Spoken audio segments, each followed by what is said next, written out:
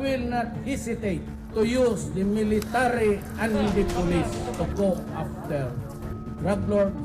Lurking behind the facade of the widely celebrated president of the Philippines, Hitler massacred 3 million Jews. There is 3 million drug addicts. I'd be happy to slaughter them. Rodrigo Duterte calling on the police and ordinary citizens to kill drug dealers and users on sight. Do it yourself if you have begun. You have my support. A hugely controversial approach to keeping order that has turned him into a kind of rock star here. Rising on a wave of populist discontent, he's been called the Donald Trump of the East. But 5 months after he took office, the streets awash with blood. We captured a snapshot into the brutality of a single Monday night in Manila, the capital of the Philippines, and these images are graphic. The city is reeling from thousands of murders like this one, captured on closed-circuit television. Whether the nation's president is responsible for each is unclear. What is clear, through the lens of photojournalist Rafi Lerma, is that the vast majority are connected to the drug world here. Sometimes it's just a dead body for me. Sometimes you get affected, especially if there's family. He's what's known as a night crawler, documenting for the Philippine Daily Inquirer the killings that come to light after darkness falls. There's one victim on the street. There's another one in the back of this bus. It doesn't take long before Rafi's phone alerts us to the discovery of more bodies. It's worse than death penalty. They don't have due process. We just got here. It's kind of hard to tell from the light right now, but there's a dead body, and there's blood that's dripping down the street. At the moment, he's just a nameless victim.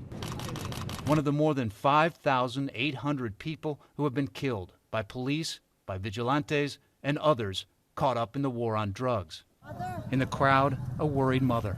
What she knows is that her son was taken her son. Oh, well, there's a picture of it. Is that your son? Soon, an image on a reporter's camera confirms the terrible truth. Oh no, that's your son. Alicia Derdar says her 23-year-old son, JR, had stopped taking drugs and never dealt them, but was picked up earlier in the day by masked men. Shortly after, the police sent out an announcement that they killed him. And he shot out with police, prompting police to fire back. By the end of the evening, we would witness the fresh aftermath of 7 killings. The last 2 that we've seen have the plastic tape wrapped around their faces, which usually means that they were executed, wrapped up, taken to another place. Under half of the 19 bodies the police say they recovered that night alone. If the criminals there are killed by the thousands, that's not my problem. Duterte, while disavowing any specific involvement with the chronic killings, remains unapologetic for what is happening in this recent Al Jazeera interview. You destroy my country, I'll kill you. And it's a legitimate thing. If you destroy our young children, I will kill you. That is a very correct statement. And his approval ratings remain sky high. It is shocking for me that it somehow remains unchallenged by a larger part of our people. Risa Hontiveros is a vocal opponent of Duterte's war on drugs, a senator willing to take personal risk to criticize his use of the Philippine National Police, known as the PNP. The PNP is at the forefront of this war on drugs. They are the spear point of the president's war on drugs. This is the hub of the Philippines. John Neary, editor-in-chief of Inquirer.net, the country's largest newspaper site, says he sees the dangerous potential of Duterte's words. The president has been very articulate. He said, if you do your job and you do it legitimately, whatever happens to you, I will support you. Some of the policemen receive this as a signal. You know, we can do what we want. We follow the rule of law. The police vehemently deny being used as executioners. There have been deaths of suspects during police operations. Why? Because they have placed the lives of our police officers in danger. The police have no recourse but to defend themselves. In fact, police allege that there are even more killings exacted by common criminals and apparent vigilantes, assassins whose motives remain murky. There are cases of what they call now the cardboard justice, wherein the victim was placed on the street with a cardboard saying, I'm a pusher, I'm a drug addict, but these are cases that are still under investigation. So we set out to find one of these shadowy figures who are willing to commit murder. We're going to go do an interview with a vigilante who apparently has a team of about 16 people that have been carrying out these assassinations. And we understand he's going to put a mask on his face so he will not be identified after the interview is over. If the order is kill that person, we do it. This man, a self-described vigilante who calls himself Johnny, gave us a glimpse into what he says are the mechanics behind many of the killings. Can you show me how you do it?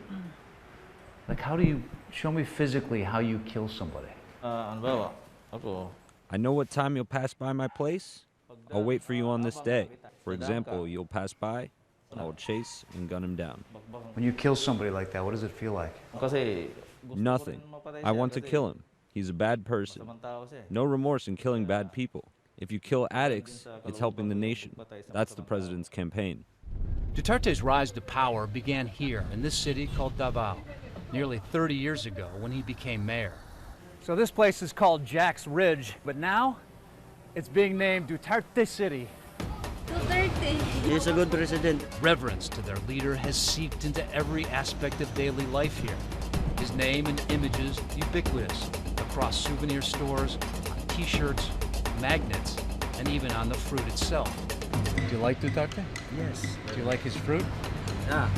The once crime-ridden city of Davao is now considered the safest in the Philippines. Critics say that's because this is where Duterte first began legitimizing extrajudicial killings.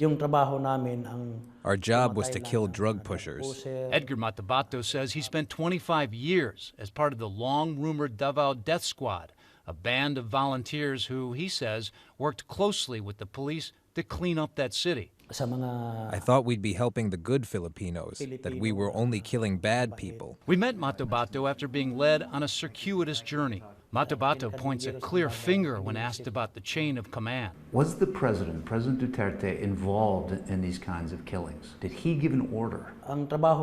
Yes, our job was to kill the bad people he ordered us to. Personally, I've killed almost 50. Matabato, that's his city ID card, signed, he says, by Duterte himself, surrendered to authorities in October. Duterte then ordered us to massacre the mosques of the Muslims. Has testified before a Senate committee probing the spike in killings allegedly linked to the war on drugs and is now awaiting trial. Do you feel like your life is in danger right now?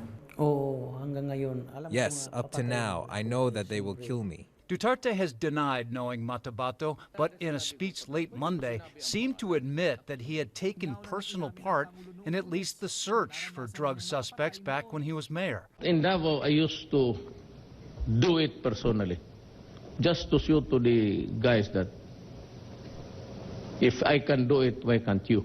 And I go around Davao with a motorcycle, with a big bike, and I would just patrol the streets and looking for trouble also. Naghanap ako ng inkwento para makapatay. Back in the capital, we are with the police as they begin rounding up hundreds in a display of force. So the SWAT team and the police are now heading into a big square where they're going to start to interview the locals to see who might be drug dealers, might be drug users. Women and children are separated from the men. Police say it's an opportunity for drug users and dealers to surrender, come clean, and avoid being hunted down. Instead, the drug suspects end up here, the Quezon City Jail, where the effects of the drug campaign are unmistakable. Oh my God, it's jammed. Look at this. The ideal capacity of this facility should be 800 inmates only. Okay. But right now we have 3,319. Inmates pile on top of each other, waiting for their day in court, which can take years. Not surprisingly, many say they are in fear for their lives. What's your recommendation to those that are drug dealers? My advice to them, if they're still into it, stop it. For sure, President Duterte's administration will not stop hunting them. And some fear it is a hunt that can reach over the prison walls, like what is believed to have happened to local Mayor Rolando Espinosa, who Duterte had accused of being a drug kingpin. He actually had surrendered. In fact, he was in jail. And yet, at 4 in the morning, he was served a search warrant. and was supposed to have engaged in a firefight. Police say the mayor pulled out a gun, forcing them to kill him. How could he even have a gun? He was already in jail. We went to a police press conference about the killing of the mayor and another politician gunned down by the police. Here in the Philippines, there were 2 killings of politicians within a week by police. Is that because of the campaign? During the time of the search, there was resistance, and especially if the life of the officers are threatened, then normally they can defend themselves. But the resistance was what? What happened that led to the confrontation and then the killing? The police rep refuses to go further. We are still waiting for the details of the investigation.